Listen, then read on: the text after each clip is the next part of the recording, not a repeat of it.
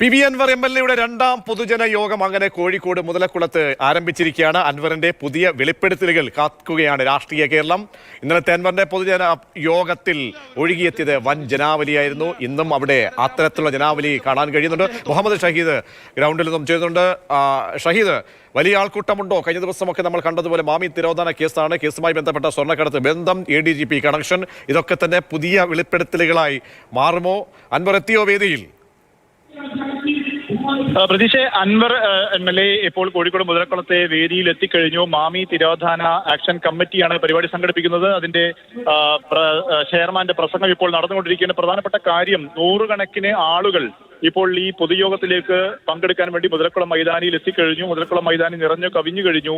നിരവധി രാഷ്ട്രീയ പൊതുയോഗങ്ങൾ നടക്കുന്ന ചരിത്ര പ്രസിദ്ധമായ മുതലക്കുളം മൈതാനം അങ്ങനെ ഈ പി.വി. അൻവറിന്റെ രണ്ടാമത്തെ രാഷ്ട്രീയ അല്ലെങ്കിൽ അദ്ദേഹത്തിന്റെ പുതിയ നീക്കത്തിന്റെ ചുവടുവെപ്പിന് വേദിയായി മാറി കഴിഞ്ഞിരിക്കുകയാണ്. അത് പ്രാഥമിക ഘട്ടത്തിൽ ജനപങ്കാളിത്തം കൊണ്ട് വിജയമാണ് എന്ന് നമുക്ക് പറയാൻ കഴിയും. പ്രധാനമായും മാമി കേസുമായി ബന്ധപ്പെട്ട് അതിഗുരുതരമായ ആരോപണങ്ങൾ ഉന്നയിച്ചിട്ടുണ്ട് പി.വി. അൻവർ എം.എൽ.എ. ഈ കേസിൽ ADGPക്കെതിരെയും മുഖ്യമന്ത്രിക്കെതിരെ ഉൾപ്പെടെയുള്ളവർക്കെതിരെ തുടക്കത്തിൽ അദ്ദേഹം ഉന്നയിച്ച പ്രധാനപ്പെട്ട ആരോപണങ്ങളിൽ ഏറ്റവും പ്രധാനപ്പെട്ടതായിരുന്നു ADGP M.R. അജിത് കുമാറിനെതിരെ അദ്ദേഹം ഉയർത്തിയിരുന്ന ആരോപണം. മാമി കേസ് അട്ടിമറിക്കാൻ വേണ്ടി അദ്ദേഹം ശ്രമിച്ചു. അന്വേഷണ ഉദ്യോഗസ്ഥരെ അതിൽ അട്ടിമറിക്കാൻ വേണ്ടി ഉപയോഗിച്ചു. മലപ്പുറം SP അന്വേഷണ കൊടുത്തു ഉൾപ്പെടെയുള്ള കാര്യങ്ങൾ. ഈ വിഷയത്തിൽ പി.വി. അൻവർ എന്ത് പുതിയ വെളിപ്പെടുത്തലുകളും ആരോപണങ്ങളും ഉന്നയിക്കുമെന്നുള്ളത് പ്രധാനപ്പെട്ട കാര്യമാണ്. ഒപ്പം തന്നെ സംസ്ഥാന സർക്കാരിനെതിരെയും ഒപ്പം തന്നെ മുഖ്യമന്ത്രിക്കെതിരെയും പ്രതിരോധിക്കാൻ CPM രംഗത്തെത്തിയ സാഹചര്യത്തിൽ CPM-നെതിരെയും പുതിയ എന്തെങ്കിലും ആരോപണങ്ങൾ, വിമർശനങ്ങൾ അദ്ദേഹം ഉയർത്തുമോ എന്നുള്ളതും രാഷ്ട്രീയ കേരളം ഉറ്റുനോക്കുന്നുണ്ട്. മറ്റൊരു പ്രധാനപ്പെട്ട ഒരു ദിശാമാറ്റം ഇപ്പോൾ ഈ വിവാദങ്ങളിൽ ഉണ്ടായിരിക്കുന്നത്, ഈ മലപ്പുറം ജില്ലയിൽ അമിതമായ കേസുകൾ കാണിച്ച് മലപ്പുറം ജില്ലയിലെ ഒരു കുറ്റകൃത്യത്തിന്റെ ജില്ലയായി മാറ്റാൻ വേണ്ടി മലപ്പുറം SP പോലീസ് ഉദ്യോഗസ്ഥരുടെ ഭാഗത്തു നിന്ന് ഒരു ഗൂഢശ്രമം നടന്നു എന്ന് പി.വി. അൻവർ ഉന്നയിച്ചിരുന്നു.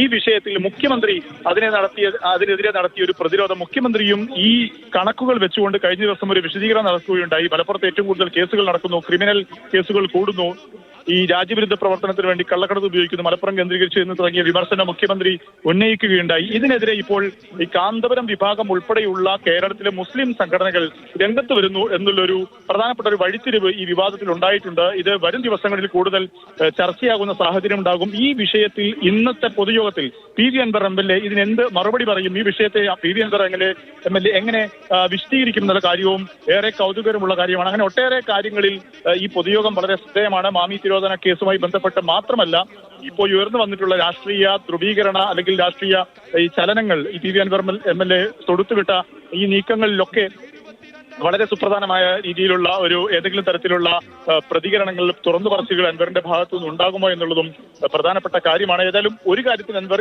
ഈ മുതലക്കുളം പൊതുയോഗം വിജയിച്ചിരിക്കുന്നത്, അതായത് ഈ മാമി തിരോധാന ആക്ഷൻ കമ്മിറ്റി എല്ലാ രാഷ്ട്രീയ പാർട്ടികളും CPM ഉൾപ്പെടെയുള്ള രാഷ്ട്രീയ പാർട്ടി പ്രതിനിധികൾ ഉൾപ്പെട്ട ഒരു കമ്മിറ്റിയായിരുന്നു. ഈ കമ്മിറ്റി ഇപ്പോൾ CPM-നെയും മുഖ്യമന്ത്രിക്കെതിരെയും അതിരൂക്ഷമായി വിമർശനം ഉന്നയിച്ച പി.വി. അൻവർ എം.എൽ.എ. പങ്കെടുപ്പിക്കുന്ന ഒരു പൊതുയോഗത്തിലേക്ക് ആ കമ്മിറ്റി മാറിയിരിക്കുന്നു എന്നുള്ളത് വളരെ പ്രധാനപ്പെട്ടതാണ്. അങ്ങനെ സർക്കാർ വിരുദ്ധ പോലീസിനെതിരെയുള്ള അല്ലെങ്കിൽ പോലീസിന്റെ പ്രവർത്തനത്തിലും സർക്കാരിന്റെ ഏജൻസി സംവിധാനങ്ങളുടെ പ്രവർത്തനത്തിലും അതൃപ്തിയുള്ള ഇത്തരം സംവിധാനങ്ങളെ അൻവർ ഉപയോഗിക്കുന്നു എന്നുള്ളത് വളരെ പ്രധാനപ്പെട്ട ഒരു കാര്യമാണ്. ഏതായാലും അങ്ങനെ പല വിധത്തിലുള്ള പ്രാധാന്യമുണ്ട് ഈ പരിപാടിക്ക്. ഏതായാലും വലിയ ജനപങ്കാളിത്തം ഈ പരിപാടിയിലും, ഈ രണ്ടാമത്തെ പരിപാടിയിലും, ഇന്നലെ നിലമ്പൂരിൽ അദ്ദേഹത്തിന് തട്ടകമാണ്, മണ്ഡലമാണ്, അതുകൊണ്ട് തന്നെ കൂടുതൽ ആളുകൾ എത്തിയിരിക്കുന്നത് സ്വാഭാവികമാണ്. പക്ഷേ ഇന്ന് തൊട്ടടുത്തുള്ള അദ്ദേഹവുമായി നേരിട്ട് ബന്ധമില്ലാത്ത മലപ്പുറം, കോഴിക്കോട് ജില്ലയിൽ ഈ ഒരു പരിപാടി, ഒരു പൊതുയോഗം സംഘടിപ്പിക്കുന്നു. അതിലും ആളുകൾ നിറയെ, ഈ മൈതാനം നിറയെ ആളുകളെ എത്തിക്കാൻ കഴിയുന്നു എന്നുള്ളതും അത് വളരെ പ്രധാനപ്പെട്ടതാണ്. ഏതായാലും അൻവർ അൻവർ പറയുന്നത് കേൾക്കാൻ വേണ്ടി ആളുകൾ എത്തുന്നു എന്നുള്ളത് പ്രാഥമികമായും അൻവറിന്റെ ആ തരത്തിലുള്ള ഇപ്പോൾ മുന്നോട്ട് നടത്തിയിരിക്കുന്ന നീക്കങ്ങൾക്കുള്ളൊരു വിജയമായി വേണം വിലയിരുത്താൻ. ഏതായാലും പൊതുയോഗം തുടങ്ങിക്കഴിഞ്ഞു. അതിന്റെ സ്വാഗത പ്രസംഗം, അതിന്റെ പ്രാഥമിക എത്രത്തോളം അൻവറിനെ സംബന്ധിച്ചോളം സ്വീകാര്യത ലഭിക്കുന്നു എന്നുള്ളതാണ്. പ്രത്യേകിച്ച് മലബാറിൽ കോഴിക്കോട് പ്രധാനപ്പെട്ട സമീപ ജില്ല, അവിടെ ഈ നേരത്തെ ഷഹീദ് തന്നെ പറഞ്ഞതുപോലെ തന്നെ സ്വന്തം മണ്ഡലത്തിന് അപ്പുറത്തേക്ക് വിപുലമായ രീതിയിൽ ഒരു സ്വീകാര്യത കൈവരുന്നു. അത് ഈ ആൾക്കൂട്ടത്തിലൂടെ നമുക്ക് മനസ്സിലാവുകയാണോ? അങ്ങനെയെങ്കിൽ CPM-നെ സംബന്ധിച്ചോളം ഒക്കെ വലിയ രാഷ്ട്രീയമായിട്ടുള്ള ഒരു പോറൽ കൂടി ഏൽക്കുകയാണോ കോഴിക്കോട് കൂടി അൻവർ എത്തുമ്പോൾ? പ്രതീക്ഷ, തീർച്ചയായും ഈ സർക്കാരിന്റെ പ്രവർത്തനങ്ങളിൽ, പോലീസിന്റെ പ്രവർത്തനങ്ങളിൽ അസംതൃപ്തരായ, അസ്വസ്ഥരായ ആളുകൾ സ്വാഭാവികമായും നിരവധിയുണ്ട്. പ്രത്യേകിച്ചും ഇപ്പോഴത്തെ പോലീസ് സംവിധാനത്തിലുള്ള അവിശ്വാസം വലിയ വിപുലമായുണ്ട്. പാർട്ടി പ്രവർത്തകർക്ക് പോലും അത് ഉണ്ട് എന്ന് അൻവർ കഴിഞ്ഞ കുറച്ച് ദിവസങ്ങളായി പറഞ്ഞുകൊണ്ടിരിക്കുന്നുണ്ട്.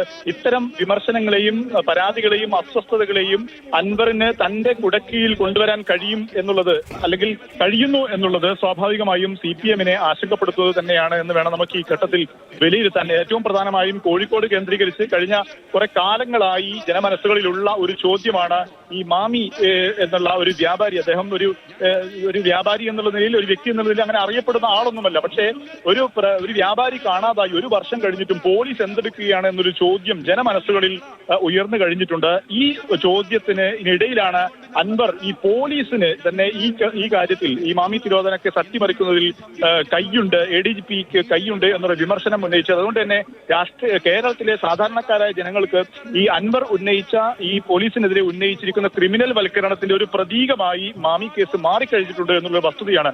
അതുകൊണ്ട് തന്നെ ഈ കാര്യത്തിലുള്ള നീക്കങ്ങൾക്കൊപ്പം ജനങ്ങൾ നിൽക്കുന്നു. മുതലക്കുളത്ത് ആളുകൾ തടിച്ചുകൂടുന്നു, 100 കണക്കിന് പേർ എത്തുന്നു എന്നുള്ളത് ആ തരത്തിലുള്ള പ്രാധാന്യമുണ്ട്. CPM-നെ സംബന്ധിച്ചിടത്തോളം അത് തലവേദനയാകുമെന്നുള്ളത് ഉറപ്പാണ്. ഞാൻ നേരത്തെ സൂചിപ്പിച്ചിരുന്നു, മാമി ആക്ഷൻ കമ്മിറ്റിയിൽ പോലും നിരവധി CPM പ്രവർത്തകരുണ്ട്, ഏരിയ കമ്മിറ്റി ഭാരവാഹികൾ ഉൾപ്പെടെയുള്ളവരൊക്കെ ഉണ്ട്.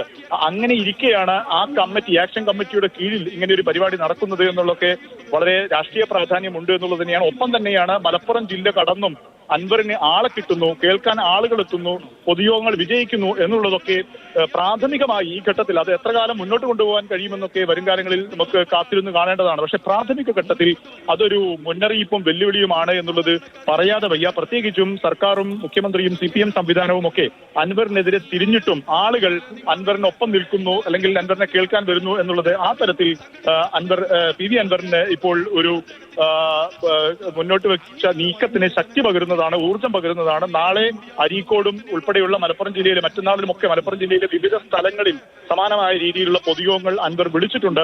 ഇവിടെയൊക്കെ ഇങ്ങനെ ആൾക്കൂട്ടം എത്തുകയാണെങ്കിൽ അത് അൻവറിന് കൂടുതൽ ഊർജം പകരും. ഈ ആരോപണങ്ങളും വിമർശനങ്ങളും ഉന്നയിക്കാൻ അൻവറിന് കൂടുതൽ ശക്തി പകരും. അത് CPM-നെയും സർക്കാരിനെയൊക്കെ കൂടുതൽ പ്രതിരോധത്തിലാക്കുന്നതുമാണ്. ഏതായാലും ഈ മുതലക്കുളത്തെ ഈ പരിപാടിയിൽ തിങ്ങി നിറഞ്ഞ സദസ്സിൽ ആളുകൾ 100 കണക്കിന് പേർ തിങ്ങിക്കൂടിയിട്ടുണ്ട്. അവിടെ ഇപ്പോൾ ഈ പൊതുയോഗം